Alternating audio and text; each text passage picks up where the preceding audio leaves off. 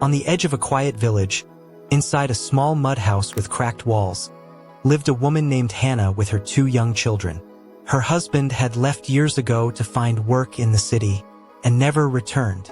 First, she waited with hope, then with patience, and eventually with silence. One by one, the household items were sold.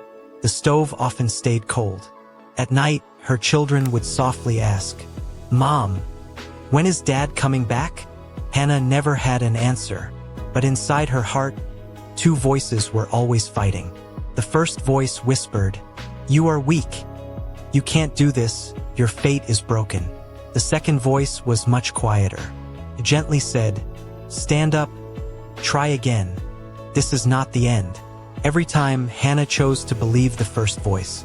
One afternoon, as she sat near the village well wiping her tears, an elderly woman named Mrs. Margaret came and sat beside her. In a calm voice, she asked, "My dear, why does your heart carry so much weight?" Hanna finally broke down. "I'm tired.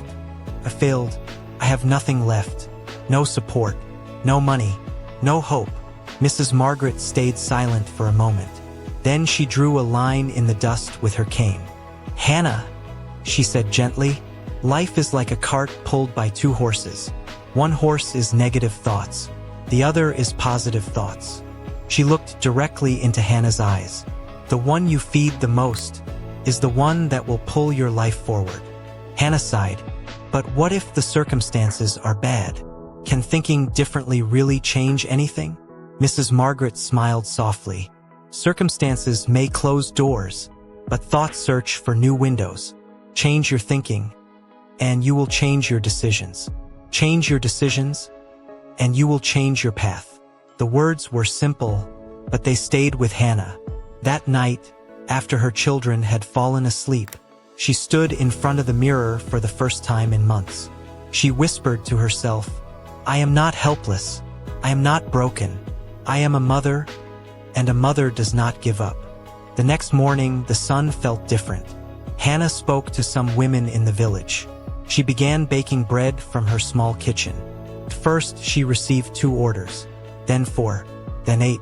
The same people who once pitied her now said, "Hanna is strong. Hanna is brave." The problems did not disappear. Some days, flour ran out. Some days, a sick child forced her to stop working. But now she recognized the negative voice. When it whispered, "You can't do this," Hanna would smile and reply, "Watch me." Months later, her small home was filled with warmth again. The stove was no longer cold. Her children's laughter returned. And one day, Hanna realized something powerful. Her life did not change the day she earned money. Her life changed the day she changed her thoughts. Life is rarely destroyed by circumstances alone.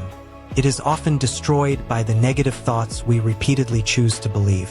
The day you stop feeding fear and hopelessness is the day positivity begins to grow stronger. Remember, one new thought can truly create a new life.